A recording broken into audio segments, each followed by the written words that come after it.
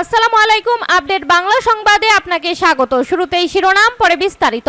শাহবাগে অবস্থান নিয়েছে ছাত্র জনতা, ঢাকামুখী লাখো মানুষ। এদিকে ঢাকায় সংঘর্ষ, গুলি, নিহত 10। এছাড়া জাবি থেকে ঢাকামুখী পদযাত্রায় পুলিশের গুলি, টিয়ার সেল। আরো থাকছে, হয় একসঙ্গে বাঁচবো, না হয় একসঙ্গে মৃত্যুকে আলিঙ্গন করব, বলল তাশরিফ খান। এবং সর্বশেষ জানিয়ে দেব, সংকট নিরসনে অবিলম্বে সরকারের পদত্যাগ সহ 6 দফা প্রস্তাব 21 বিশিষ্ট নাগরিকের। শিরোনাম শুনছিলেন, এবার বিস্তারিত। তার আগে ভিডিওটিতে একটি লাইক, কমেন্ট, শেয়ার করে সবাইকে দেখার সুযোগ করে দিতে বিশেষ অনুরোধ রইল।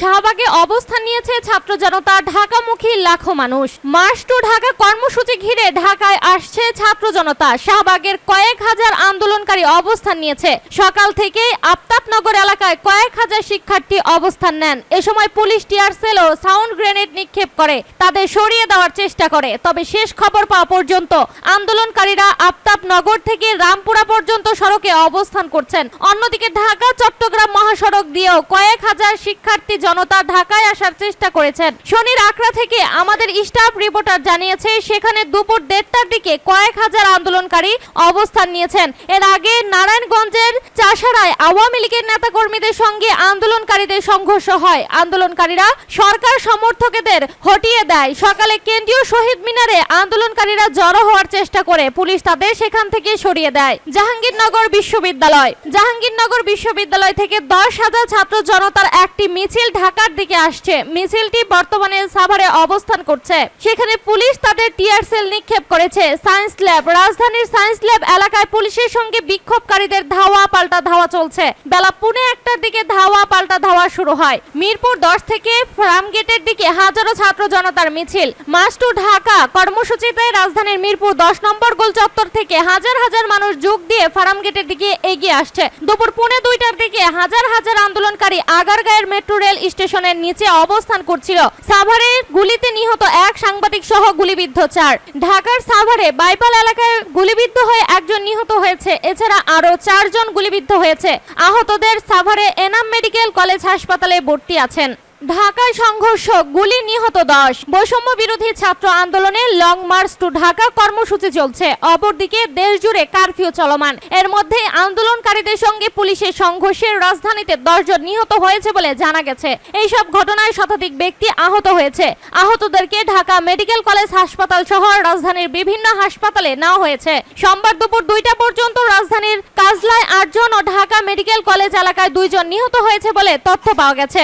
কাজলায় নিহত 8 জনের মধ্যে একজনের নাম আবুল কালাম। সে নেত্রগঞ্জের সরকারি তুলারাম কলেজের 2022-23 বর্ষের শিক্ষার্থী। অপর একজনের নাম রাসেল, তার বয়স আনুমানিক 25 বছর। আরেকজন সাইফুল ইসলাম তন্ময়, বাকিদের পরিচয় জানা যায়নি। অপরদিকে ঢাকা মেডিকেল কলেজে গুলিতে নিহত 2 জনের মধ্যে একজনের নাম মানিক মিয়া, তিনি যমুনা ব্যাংকের কর্মকর্তা। অপরজন রাকিব হোসেন, তিনি সাউথ ইস্ট বিশ্ববিদ্যালয়ের শিক্ষার্থী। তার গ্রামের বাড়ি বরিশাল।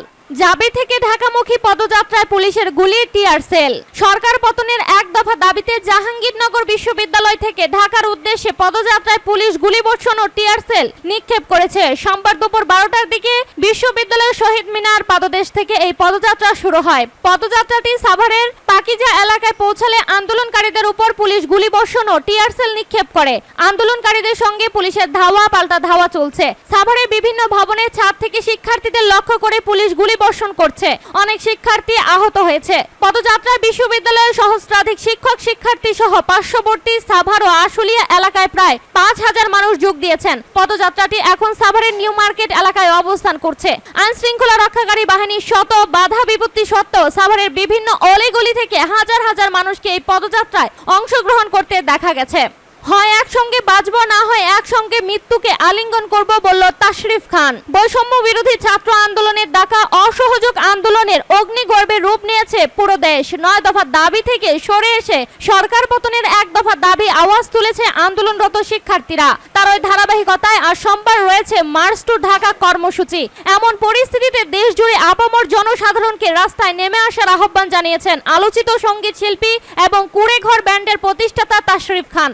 আজ একসঙ্গে বাঁচা না হয় একসঙ্গে মৃত্যুকে আলিঙ্গন করার বার্তা দিয়েছেন তিনি। চলমান পরিস্থিতিতে ফের দেশ জুড়ে কারফিউ ঘোষণা করেছে সরকার।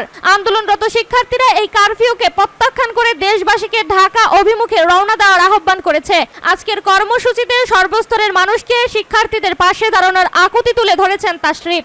সংকট নিরসনে অবিলম্বে সরকারের পদত্যাগ সহ 6 দফা প্রস্তাব 21 বিশিষ্ট নাগরিকের। দেশে বিরাজমান সংকট নিরসনে অবিলম্বে সরকারের পদত্যাগ সহ 6 দফা প্রস্তাব দিয়েছে 21 জন বিশিষ্ট নাগরিক। আর সোমবার এক বিবৃতিতে তারা এই প্রস্তাব দিয়েছেন। বিবৃতিতে বিশিষ্ট নাগরিকেরা বলেন, দেশে বিরাজমান ভয়াবহ সহিংস ও নৈরাজ্যকর অবস্থায় তারা অত্যন্ত বিচলিত, উদ্বিগ্ন বোধ করছে। ছাত্র জনতার উপর নির্বিচারে হত্যাকাণ্ড, আন্দোলনরত জনতার উপর ব্যাপক গুলিবর্ষণ, শিশু হত্যা, জনগণের সম্পত্তি নাশ, গণগ্রেপ্তার, হয়রানি নির্যাতনের পর সর্বত্র আতঙ্ক, অবিশ্বাস ও ক্রোধের যে পরিবেশ বিরাজ করছে তা বাংলাদেশের মানুষের নিরাপত্তার জন্য ভয়ঙ্কর হুমকি হয়ে দাঁড়িয়েছে।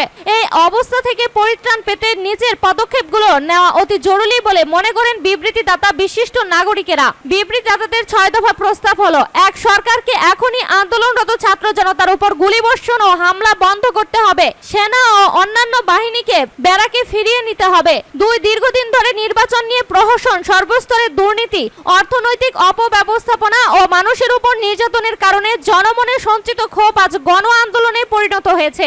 এই গণ আন্দোলনের প্রতি শ্রদ্ধা জানিয়ে সরকারকে অনতিবিলম্বে পদত্যাগের ঘোষণা দিতে হবে।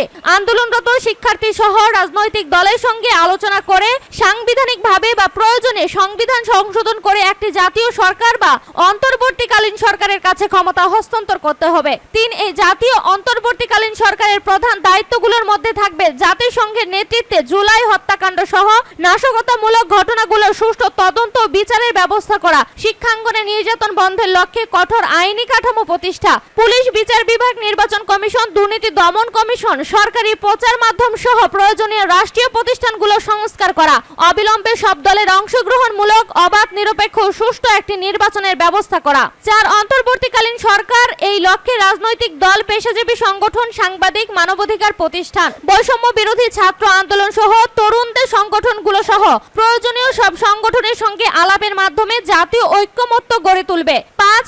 অবাধ নির্বাচনে নির্বাচিত নতুন সরকার সংসদের প্রথম অধিবেশনে দেশের সব ক্ষেত্রে ক্ষমতার বিকেন্দ্রীকরণ, সুশাসন ও জবাবদিহি নিশ্চিত সহ ক্ষমতার ভারসাম্য, জনগণের অধিকার নিশ্চিতে সংবিধানের প্রয়োজনীয় সংশোধনী আনার ব্যবস্থা গ্রহণ করবে।